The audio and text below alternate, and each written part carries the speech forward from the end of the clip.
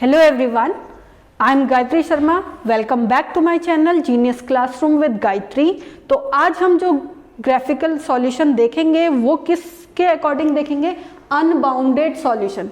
इसमें क्या है, अभी तक हमने देखा z की वैल्यूज आ रही थी, अब इन क्वेश्चंस में देखेंगे z की वैल्यू क्यों नहीं आती है। ठीक है, वो सॉल्यूशन क्या है, अनबाउंडेड है, बाउंडेड नहीं है। अभी तक हम बाउंडेड सॉल्यूशन देखते हुए आ रहे थे जिसमें हमारी z की वैल्यू निकल रही थी। तो क्वेश्चन देखते हैं।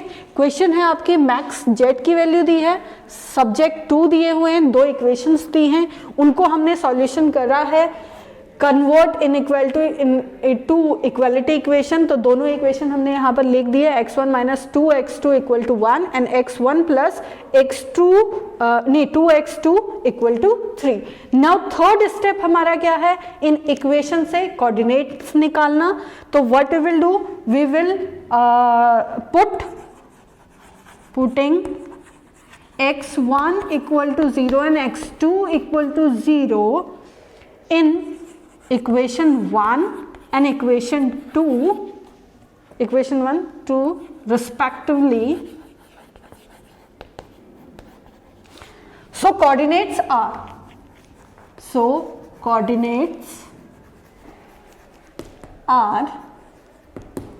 हमारे क्या क्या बनेंगे, have a look on the board. Coordinates हमारे बने हैं x की वैल्यू जब फॉर इक्वेशन 1 के लिए x1 की वैल्यू अगर 0 है तो x2 की वैल्यू है 1/-1/2। देखिए ये 0 हो गया, इसे पीछे ले गए और 1/2 हुआ और नेगेटिव साइन को भी यहाँ पर ले गया, तो x2 इक्वल टू 1 ये हो गया। नाउ नेक्स्ट, जब हम x2 की वैल्यू 0 करते हैं तो x1 की वैल्यू आपकी कितनी हो गई, 1। ठीक, नाउ नेक्स्ट फॉर इक्वेशन 2 के लिए x1 की वैल्यू आपकी 0 है तो x2 की वैल्यू है आपकी 3/2 एंड x2 की वैल्यू आपकी 0 है तो x1 की वैल्यू आपकी 3। तो दोनों के दोनों कोऑर्डिनेट्स हमारे निकल चुके हैं। Now what we will do, we will find out और we will plot this coordinate into this graph. ठीक हो गया। तो हमने देखा, अगर इसे देखें तो -0.5 है, ठीक हो गया। तो कोऑर्डिनेट्स हमारे कुछ इधर की तरफ भी हैं, x और y अभी हम देखेंगे। ठीक हो गया। 0 मिनिमम है और ये कितना है 1.5, तो 3 मैक्सिमम x1 का 3 है और यहाँ पर y का 1 है और ये नेगेटिव के वाला इधर हो गया। तो हमने क्या पॉइंट लिख दिए, 0,0, देन 1/2, नहीं ऐसे नहीं करते, 1/2 ही करते हैं, 1 2 3, 1 2 3, इधर -1, इधर भी -1, क्योंकि इससे छोटा अब होगा नहीं। नाउ अब बात आती है कोऑर्डिनेट्स को प्लॉट करने की।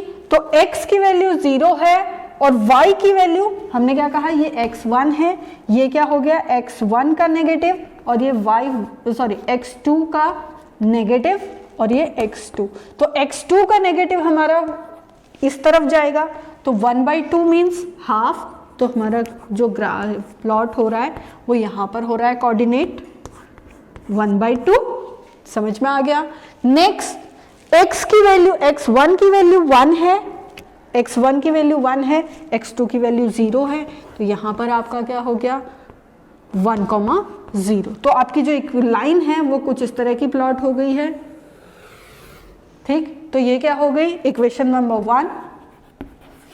इक्वेशन नंबर 2 क्या कहता है, x की वैल्यू 0 है और y की वैल्यू है 1.5, तो आपकी y कौन सा हो गया, मतलब x2 क्या हो गया, यहाँ पर आ गया, तो 3/2 ये हो गया, 0,3/2 एंड हेयर 3,0।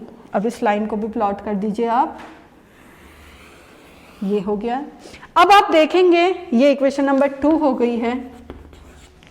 अब आप क्या देखेंगे, इसके जो less than equal to sign है, greater than equal to sign है।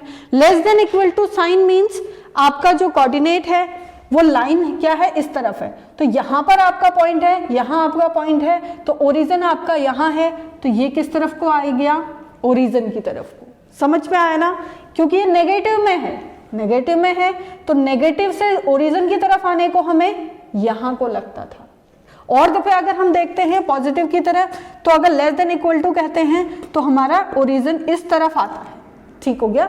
तो हमने ये ओरिजिन की तरफ, और x1 plus 2x2 greater than equal to 3, greater than equal to 3 हमारा ये वाला है, और ग्रेटर देन इक्वल टू है मीन्स हमारा टुवर्ड्स द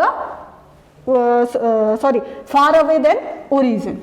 तो आपका जो रीजन है वो कुछ इस तरह का। तो आपका ये वाला जो प्लॉट हो रहा है रीजन, वो कुछ इस तरह का रीजन प्लॉट हो रहा है।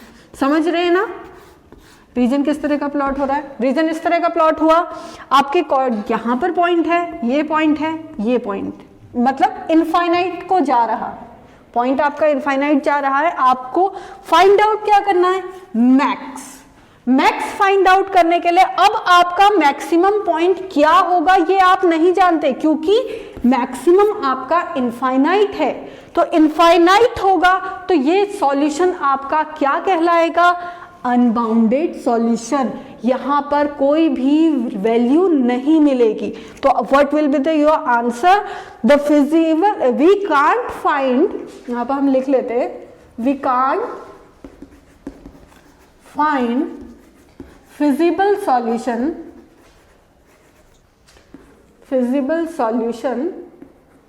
because the reason is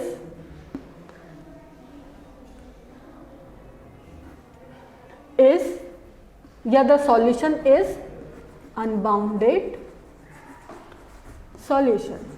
मतलब इनफाइनाइट आ रहा है, तो इनफाइनाइट की क्या वैल्यू हम जानते नहीं है, तो इसका आंसर क्या हो गया आपका अनबाउंडेड सॉल्यूशन, और इसकी जेड की वैल्यू आपकी फाइंड आउट नहीं हो सकती। अब एक नेक्स्ट क्वेश्चन देखते हैं, सेकंड क्वेश्चन देखेंगे। सेकंड क्वेश्चन भी अनबाउंडेड सॉल्यूशन का है।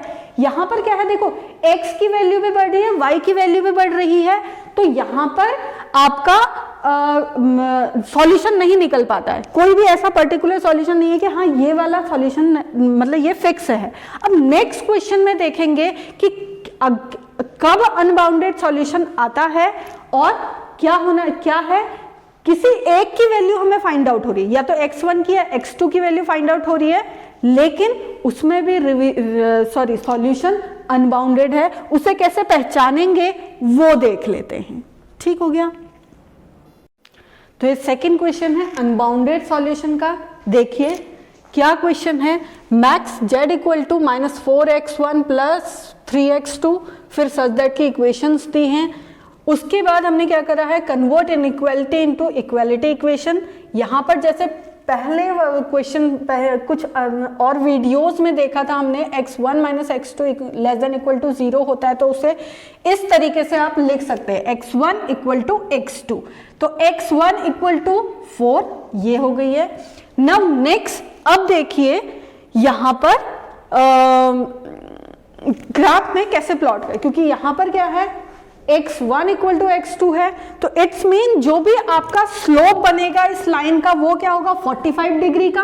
45 डिग्री का मतलब क्या है, आपकी वैल्यू 0, अगर x की वैल्यू 0 है, y की वैल्यू भी 0 होगी, 1,1, 2,2, 3,3 सो ऑन, ठीक हो गया।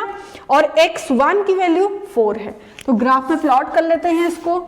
ये x1 हो गया, ये x2 हो गया है, आपने देख लिया है। यहाँ एक जो इक्वेशन नंबर फर्स्ट है 0,0, इक्वेशन नंबर फर्स्ट 45 डिग्री के स्लोप में, तो आपकी इक्वेशन क्या है, ये x1 minus x2 less than equal to 0।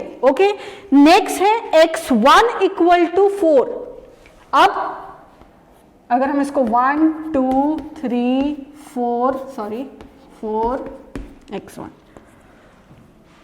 1 2 3 4, ठीक हो गया। तो आपका x1 4 है, मीन्स 4, 0 कोऑर्डिनेट, 4,0 कोऑर्डिनेट होगा। तो आपकी जो लाइन है वो कुछ इस तरह की ड्रॉ होगी, x1 less than equal to 4। अब ये भी लेस देन इक्वल टू 4 है, ये भी लेस देन इक्वल टू 4 है। अब इसके जो कोऑर्डिनेट ये जो बन रहे हैं वो क्या है आपके, या फिर x1 इक्वल टू x2। तो अगर 1 1 है, 1 2 3 4 5 6 इस तरीके से वैल्यू है और ये बढ़ती ही जा रही है। तो ये क्या है, कुछ रीजन इस तरह का बन गया है यहाँ पर। अब x1 less than equal to 4 मतलब टुवर्ड्स द ओरिजिन, तो आपका ये वाली लाइन ऐसे हो गई, ये वाली लाइन ऐसे हो गई है। तो आपका जो रीजन बन रहा है वो कुछ ऐसा रीजन बन रहा है। अब जो पहले क्वेश्चन करा था उसमें भी कोई ये क्या है, ये भी अनबाउंडेड सॉल्यूशन आ रहा है, अनबाउंडेड सॉल्यूशन है। पिछले क्वेश्चन में देखा था वो भी अनबाउंडेड सॉल्यूशन था और उसमें क्या था, कुछ ग्राफ ऐसा बन रहा था जहां पर क्या है x की वैल्यू भी बढ़ रही थी, y की वैल्यू भी बढ़ रही थी, कोई डेफिनेट नहीं थी। तो वहां पर x1 की वैल्यू भी इनफाइनाइट थी, x2 की वैल्यू भी इनफाइनाइट थी और आपकी मैक्स की वैल्यू भी आपकी यहां पर इनफाइनाइट ही थी। तो अनबाउंडेड सॉल्यूशन आ गया और इनका भी कोई सॉल्यूशन नहीं था। बट इस क्वेश्चन में जब हम देखेंगे, इस क्वेश्चन में क्या होगा कि x1 की वैल्यू को लिमिट कर दिया है, यहां पर क्या कह रहा है 4। तो x1 की वैल्यू यहां पर क्या है 4 है, x2 की वैल्यू क्या है आपकी नेक्स्ट वाली इक्वेशन से बढ़ती ही जा रही है, x1 और x2 की वैल्यू बढ़ती जा रही है। तो वो इनफाइनाइट तक, जब तक आपकी लाइन 45 डिग्री में चलती रहेगी। एंड आपका जो सॉल्यूशन है वो भी आपका अनबाउंडेड सॉल्यूशन है, वो भी आपका इनफाइनाइट है। तो पिछले और इस वाले क्वेश्चन में सिर्फ इतना डिफरेंस है, सॉल्यूशन तो अनबाउंडेड है बट जो आपकी x1 और x2 की वैल्यू निकल रही थी यहां पर x1 की वैल्यू 4 लिमिटेड है और या तो 1 हो सकती है, 2 हो सकती है, 3 हो सकती है, 4 हो सकती है, इससे ऊपर नहीं हो सकती है। जबकि x2 की वैल्यू कहीं ना कहीं इंक्रीमेंट होती रह रही है। तो ये आपने दोनों क्वेश्चंस को देखा होगा कि कैसे ये सॉल्व हुए हैं। तो नेक्स्ट थर्ड क्वेश्चन जो है वो यहाँ पर देखते हैं। इसमें एक इक्वेशन जो मैंने आपको पहले भी बताई थी कि ये वाली non restricted negative value in right hand side, RHS part में नॉन नेगेटिव वैल्यू, क्योंकि अगर ऐसा क्वेश्चन होता है दैट मीन कि ये जो इक्वेशन है दिस इज फॉल्स इक्वेशन है और इस फॉल्स इक्वेशन को सॉल्व करने के लिए we have to convert this negative value in positive. तो नेगेटिव वैल्यू पॉजिटिव में करना है तो हम क्या करते हैं, इसको मल्टीप्लाई करते हैं। हम यहां पर देखते हैं इस चीज को, we will multiply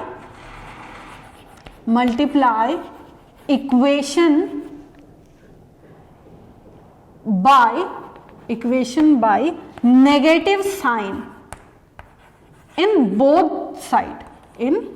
both side, दोनों साइड में हम क्या करेंगे नेगेटिव साइन से मल्टीप्लाई कर देंगे। तो आपकी जो इक्वेशन होगी वो क्या होगी, -3x + 2y और ये साइन भी चेंज हो जाता है, ये लेस देन है तो it will become greater than equal to and this one is 20। अब ये इनइक्वालिटी में है लेकिन इसको हमने सॉल्व कर दिया है इस तरीके से।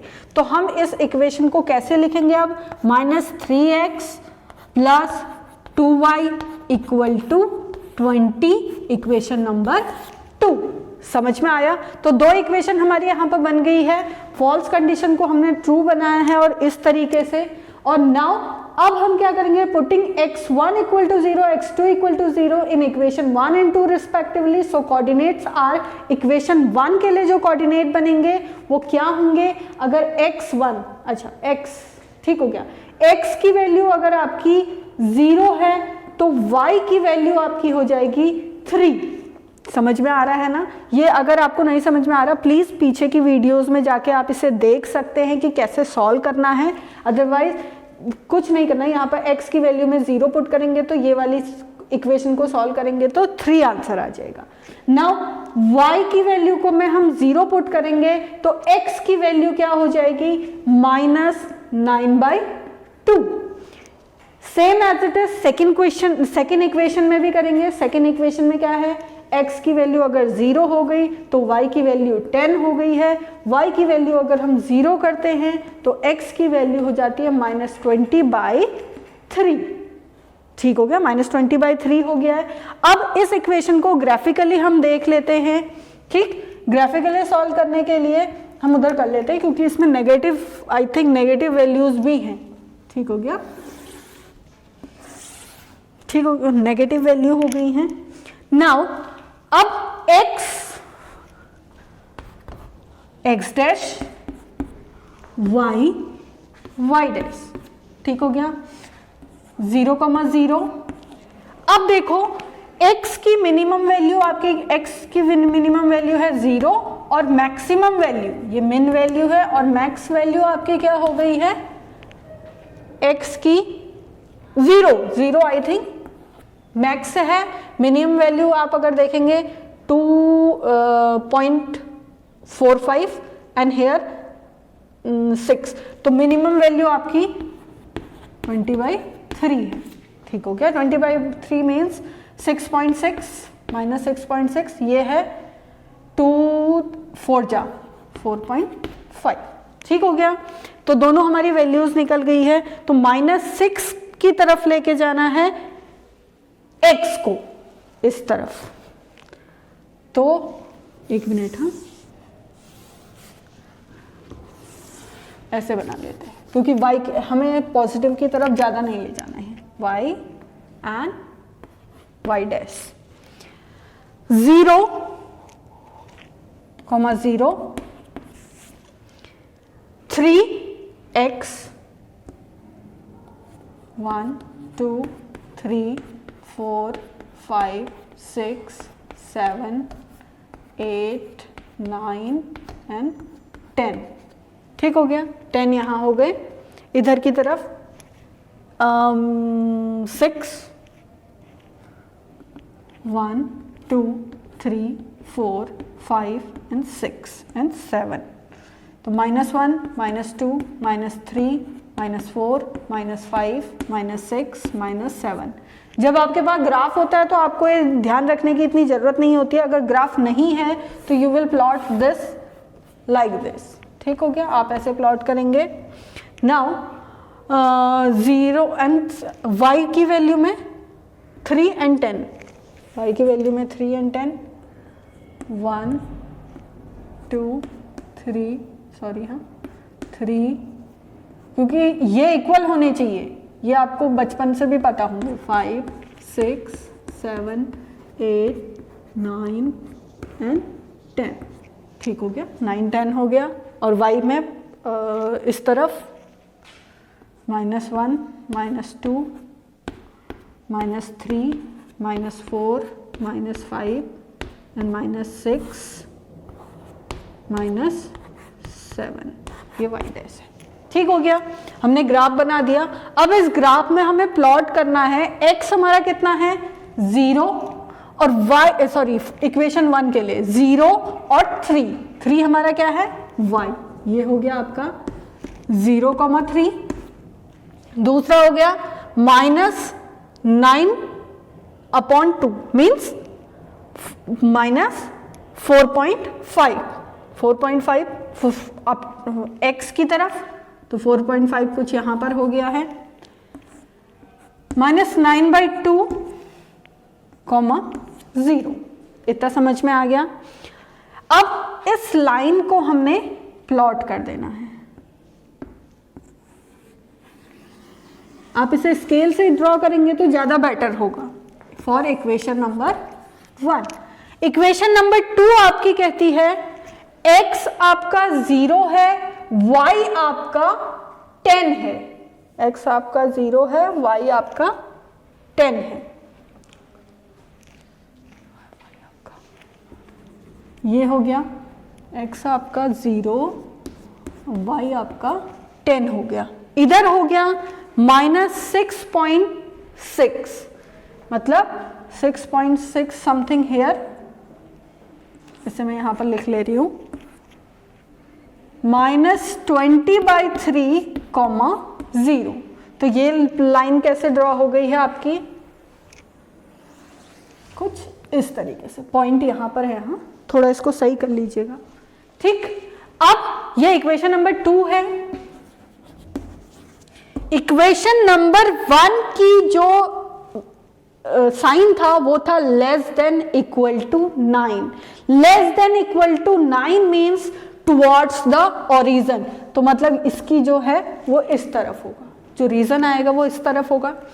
नेक्स्ट ये फॉल्स इक्वेशन थी, इस फॉल्स इक्वेशन को हमने सॉल्व करा, ट्रू इक्वेशन बनाई, तो ये क्या है, greater than equal to 20। It's mean greater than equal to 20 mean, तो आपका रीजन किस तरफ हो गया, इस तरफ। तो आपके पास इधर ये रीजन हो गया, इधर ये रीजन हो गया। तो जब आप इस क्वेश्चन को सॉल्व करते हैं तो यू विल फाइंड आउट, दो पैरेलल लाइन है, जिन पैरेलल लाइन को आप देख रहे हैं इसमें दो शेडेड रीजन अलग अलग आ रहे हैं, दो शेडेड रीजन अलग अलग आ रहे हैं, तो यहाँ पर कोई एक कॉमन रीजन दोनों इक्वेशन से नहीं हो रहा है, तो यहाँ पर ना x की वैल्यू फाइंड आउट होगी, ना z की वैल्यू होगी, ना ही आपकी x y की वैल्यू। तो ये कैसा हो गया आपका सॉल्यूशन, अनबाउंडेड सॉल्यूशन। अनबाउंडेड नहीं इसे कहेंगे हम, क्योंकि यहाँ पर x और y की वैल्यू आप इंक्रीमेंट कुछ भी कर लीजिए, आपकी z की वैल्यू नहीं है, इसे कहेंगे अनबाउंडेड फिजिबल रीजन। यहाँ पर क्या आ रहा है, फिजिबल जो आपका रीजन है वो अनबाउंडेड रीजन आ रहा। अभी तक हम सॉल्यूशन कह रहे थे, यहाँ पर रीजन भी अनबाउंडेड है और आपका सॉल्यूशन भी नहीं निकल रहा, नो फिजिबल सॉल्यूशन। तो आपका जो आंसर होगा वो क्या होगा, no feasible solution, feasible solution, sorry solution and unbounded feasible, या फिर आप कह सकते हैं या आप और अनबाउंडेड फिजिबल रीजन। वहां पर आप सॉल्यूशन की बात करते हैं, यहां पर रीजन। अब रीजन ही अगर नहीं फाइंड आउट हो रहे तो सॉल्यूशन निकलने का तो कोई मतलब ही नहीं निकलता है। तो आपने 3 क्वेश्चंस देखे अनबाउंडेड सॉल्यूशन के। अनबाउंडेड सॉल्यूशन कैसे होता है, अनबाउंडेड अनबाउंडेड रीजन, रीजन भी है और सॉल्यूशन भी है। पहले वाले क्वेश्चन में आपका रीजन फाइंड आउट हो रहा था, सॉल्यूशन फाइंड आउट नहीं था। दूसरे वाले में रीजन है विथ x1 की लिमिट मैक्सिमम वैल्यू है, मतलब लिमिटेड वैल्यू थी 4, और इस वाले में क्या है, आपका कोई भी रीजन भी नहीं फाइंड आउट है और आपका सॉल्यूशन भी नहीं निकलता है। तो आपने 3 क्वेश्चन इस वीडियो में देखे, और फर्दर एक और वीडियो हम बनाएंगे जिसमें आप देखेंगे नॉन रिस्ट्रिक्टेड, और इस वाले क्वेश्चन में हमने नॉन नेगेटिव रिस्ट्रिक्शन का भी एक सॉल्यूशन कैसे इसको सॉल्व करते हैं, कैसे इक्वेशन बनाते हैं ट्रू इक्वेशन, वो आपने देखी। अब नेक्स्ट वीडियो में हम 2 या 3 क्वेश्चंस और करेंगे, 2-3 क्वेश्चन करेंगे, 2 क्वेश्चन करेंगे, वो आपके होंगे non restricted value with feasible region and feasible solution. Okay, तो मैं चाहूंगी मेरे चैनल को लाइक करें, शेयर करें, सब्सक्राइब करें, ज़्यादा से ज़्यादा शेयर करें उन बच्चों के साथ जो अभी एग्ज़ाम पॉइंट ऑफ व्यू से वीडियोस देख रहे हैं, और प्लीज़ अपने फ्रेंड्स को भी करिए जो कहीं और किसी कॉलेज में, कहीं किसी स्कूल में, कॉलेज में पढ़ते हैं, उनको भी, ताकि वो ज़्यादा से ज़्यादा फ़ायदा उठा सकें। और प्लीज़ कमेंट भी करते रहिए। Thank you very